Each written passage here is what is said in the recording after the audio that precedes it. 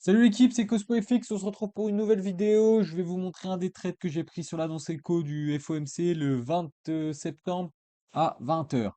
Donc n'hésitez pas à vous abonner à ma chaîne, à lâcher un petit like et à rejoindre le Telegram dispo en bio où je donne des conseils et mes trades. On va tout de suite enchaîner sur le trade. Alors le trade qui s'est produit, tac tac tac, on va le replacer dans le contexte. Je l'ai pris exactement ici. KSL comme ça et un TP ici. Pour l'instant, on a 10 R qui tournent et TP final 14 R. Pour l'instant, on verra bien. Je vous mettrai la position qui va apparaître sur le screen MT5 juste ici et qu'elle aura TP, parce qu'elle va aller TP. Donc, je vais vous refaire toute l'analyse. Alors, on va nettoyer ce graphe. On va se mettre comme ça. C'est parti. Alors, qu'est-ce qu'on peut voir en daily? On était ici. Tac, tac, tac. Dans un premier temps, on voit cette liquidité-là. Elle a été prise, mais pas assez pour moi. Donc ça, pour moi, c'est de la liquidité. Ensuite, qu'est-ce qui se passe? Le point protégé, pour moi, tac, tac, tac, ça, c'est le point protégé ici. Donc, low protected. Donc ça, c'est le low protected. Donc, on pourrait, pourquoi pas, venir réagir dans un order block ici en ayant pris cette grosse liquidité. Donc voilà pour le daily. On a eu un gros mouvement à la baisse. Donc on suit la monnaie en H4. C'est de la baisse qui nous crée par la suite des trendlines qu'on va pouvoir venir chercher. Donc qui nous crée de la cause pour partir à la hausse pour plus tard. Donc dans un second temps, le lot protégé en H4. Donc pour moi, le lot protégé H4, il est ici. Ensuite, on a un bel imbalance juste ici. Tac, tac, tac. Bon, on va mettre comme ça, ce sera plus lisible. FVG. Donc là, on a un bel imbalance à venir rechercher qui vient lui casser ce plus bas ici. Donc ça, break of structure ici avec cette zone ici. Pas de souci. Ici, qu'est-ce qu'on peut voir d'autre? Une belle trendline liquidité ici. Donc pas mal de monnaie à venir chercher. Là, on a le plus haut du mardi, vu qu'on est mercredi. Tac, tac, tac, tac, tac. Où se trouve la flèche? Hop. Donc, on a le PD PHD, au plus haut daily, qu'on est venu chercher. Ici, on a encore quoi comme autre liquidité? On a le plus bas, il a été pris. Ça, c'est aussi une liquidité parce que c'est le low weekly, avec toute la liquidité du gros equal que je vous ai montré ici à venir chercher. Si on replace mieux, on est un peu plus bas. Comme je vous ai dit, comme on peut voir sur le graphique, il a été pris, mais vraiment pas grand-chose. Moi, je considère pas comme ça comme prix, il y a à peine 3 pips. Donc, ensuite, qu'est-ce qui se passe?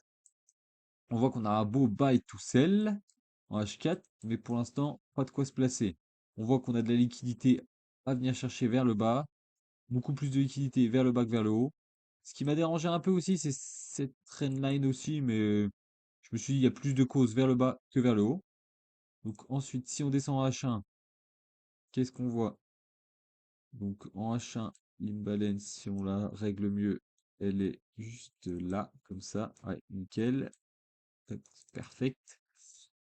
Ensuite, on a pas mal de relative equal low qui s'est créé. Ici, on en a ici. Donc toute la descente, c'était relative equal low. Il y a la grosse trendline. On a les gros equals en daily. On a le plus bas de la semaine. On a pris le plus haut du mardi. Donc, pour l'instant, pour moi, on est baissier. Toutes les liquidités sont prises à la hausse. Il ne reste plus que des liquidités vers le bas. Donc là, on était mercredi. Tac, tac, tac. On arrive, la liquidité est prise. Il est environ, quand on rentre en position, tac, là, on voit qu'on crée une grosse trendline. Ce qui se passe ensuite, ici, paf, paf, paf. Moi, je me suis placé directement au marché dès qu'on a break. Ici, tac, tac, 19h24, 57, tac, ok. Donc moi, je suis rentré environ ici, comme ça. Tac, voilà. Ce qui s'est passé en fait, juste avant le FOMC, je voyais que le prix il rangeait, il consolidait, il consolidait, il consolidait.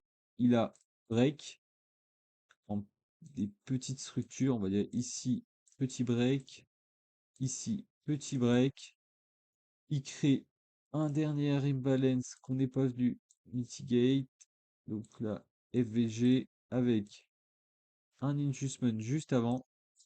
Ça, c'est une liquidité. J'aurais pu clairement raffiner ici, mais c'était vraiment risqué. Je préfère me mettre au-dessus de la structure.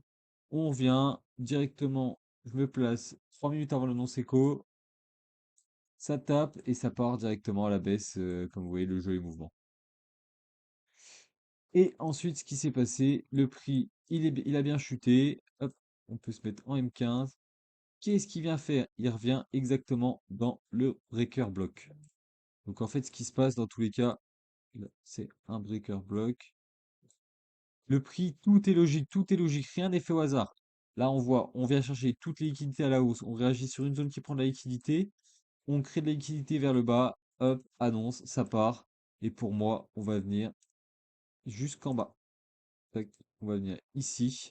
Dès qu'on aura pris ça, là, je réfléchirai à pourquoi pas chercher des achats pour retracer, pourquoi pas ensuite chuter, ou alors vraiment pour repartir beaucoup plus haut. Mais tant qu'on n'a pas touché cette liquidité, je cherche pas à acheter. Je suis vendeur jusqu'en bas. Même si demain on n'a pas touché mon TP et qu'on me recrée quelque chose comme ça, exemple, tac, tac, tac, tac, tac, on remonte un peu, on revient dans une zone intéressante, on me crée un breaker en laissant de la liquidité, je vends, je vends, je vends. Tant que mes liquidités ne sont pas touchées, en fait, c'est mes targets. J'ai placé mes targets sur le marché, je sais ce que je dois aller chercher, et ensuite, je suis dans le bon sens et je vends, je vends, je vends, je vends, je vends, jusqu'à arriver à ma target, et ensuite, après, je réanalyse. Mais tant que ma target n'est pas touchée, je reste dans le sens. Donc, voilà pour le petit trade. Donc, tac. Donc j'ai pris un lot tout en haut, un petit lot tout en haut et un deuxième lot ici. Après, j'ai pas pris ça sur une propre firme ou sur mon gros compte. J'ai pris ça sur un petit compte fun où je fais des essais parce que c'est un trade assez risqué. Ce qu'il peut faire juste avant l'annonce, il peut clairement repartir chasser la petite liquidité pour ensuite chuter ou même chuter directement. Mais là, il a vraiment bien réagi, bien respecté le marché. C'est propre, c'est un trade propre. On avait le même setup que j'ai pris aussi sur GU. Donc sur GU, il était encore plus propre. Pareil, on fait un follow the money. Tac, tac, tac. On crée beaucoup de liquidités en bas qu'on vient chercher. Donc c'est ça qui m'a un peu dérangé. On a déjà pris beaucoup de liquidités. Mais on voit que il vient réagir dans une zone qui a pris beaucoup de liquidités. Il reste quand même une trendline ici. Je vais faire un peu plus vite sur celui-là. Ensuite, juste avant l'annonce, du coup, on arrive dans la zone. On reste dans la zone. Et celui-là, il est encore plus beau parce que on a un vrai break ici. Donc, tac, tac. Un autre break avant ici. Et ensuite, ce qui se passe, c'est que il nous, il nous clean tous les ranges. Tac, tac, tac, tout est clean. Sauf celui-là, il est pas clean. C'est celui qui casse en plus, du coup, c'est la zone de flip. Et comme ça, VG. Il nous laisse un adjustment juste avant. Ce qui fait qu'on peut se placer. Donc la zone de flip, adjustment juste avant l'annonce. Hop, à 19h20, on se place ici. Et celle au-dessus pour être sûr. Et pareil, ça chute, ça chute. Target, c'est equal en bas. Pareil, c'est relative equal. Faut venir chercher jusqu'à là. Un 15 R facilement prenable et qui va aller TP dans pas longtemps. Je vous mettrai le screen aussi sur GU. Je l'ai pris aussi juste avant l'annonce. Donc deux beaux TP. Bah, pas encore TP, mais deux beaux trades. Je pense que ça va les TP.